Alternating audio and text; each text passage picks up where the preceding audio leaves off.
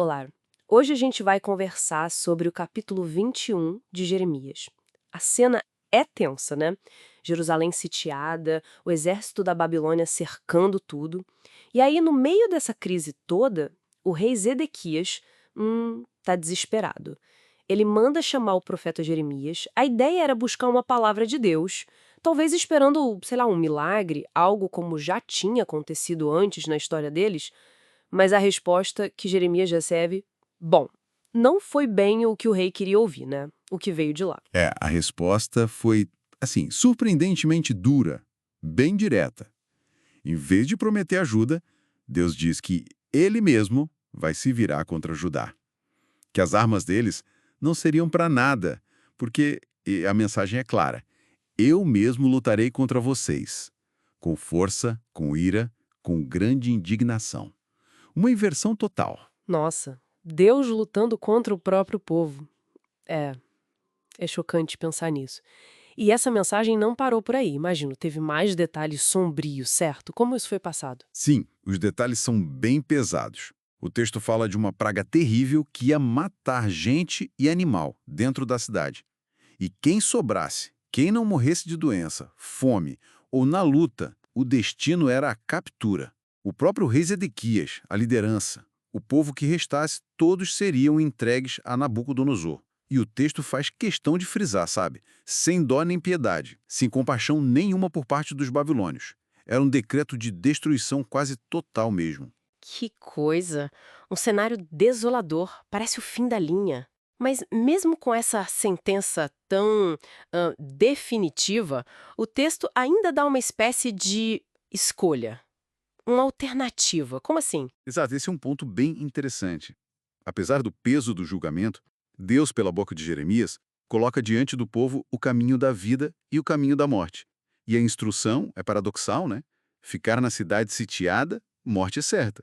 Pela espada, pela fome ou pela peste. A única chance de sobreviver, de escapar com vida, como diz o texto, era sair e se render aos babilônios. Se render ao inimigo como caminho para a vida, isso é totalmente contraintuitivo, né? Contra qualquer ideia de resistência. Por que essa lógica tão radical? Porque a rendição seria a única opção viável, segundo a mensagem. Parece estranho, mas o texto sugere que a rendição era o único jeito de escapar do juízo divino. Um juízo que estava sendo executado pelos babilônios, entende? Ficar na cidade era ficar debaixo dessa ira.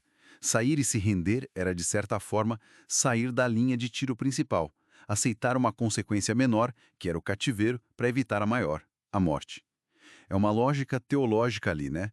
Nabucodonosor era o agente, mas a causa era a decisão divina baseada no que Judá vinha fazendo. Ah, entendi. Faz sentido dentro dessa perspectiva. Então, a pergunta-chave é: por que Deus chegou a esse ponto? Essa postura tão extrema contra Jerusalém, contra o próprio povo. O que levou a isso? O capítulo mesmo conecta isso diretamente com as ações deles, especialmente da liderança, da casa de Davi. Tem uma acusação e um chamado bem claros ali. Administrem a justiça cada manhã, livrem o explorado das mãos do opressor. A falha constante em fazer isso, a injustiça, a opressão, isso é apontado como motivo para a ira divina se acender. Uma ira como fogo que ninguém pode apagar. Quer dizer, então, que aquela confiança toda na segurança da cidade, nas muralhas, na história, era uma ilusão? O texto critica isso. Sim, critica diretamente essa falsa segurança. Eles pensavam tipo, quem pode nos atacar aqui? Quem invade nosso refúgio? Mas a mensagem divina diz que essa confiança era vazia, porque a vulnerabilidade real não estava nos muros, sabe? Estava na falta de justiça interna. A punição viria conforme as suas obras, ou seja, como resultado direto das ações injustas deles. A integridade moral, a justiça, essa era a verdadeira defesa na visão do texto. Puxa, isso muda completamente a perspectiva.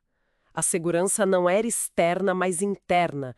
Vinha de como eles se tratavam. Exatamente. E o que é fascinante e talvez até chocante para a época, é essa ligação direta, né? O destino do país, da nação, não dependia só de exército ou de política externa. Dependia fundamentalmente da prática da justiça social no dia a dia. A sobrevivência estava ligada a cuidar do vulnerável, a garantir o direito. Não adiantava clamar pelos milagres do passado se o presente era de opressão. Fica aí a reflexão, então. Até que ponto a gente negligenciar a justiça, o direito do outro, pode enfraquecer as bases mais fortes de uma sociedade, mesmo quando ela se sente segura por outros motivos? É uma questão que com certeza vai além daquele tempo e lugar.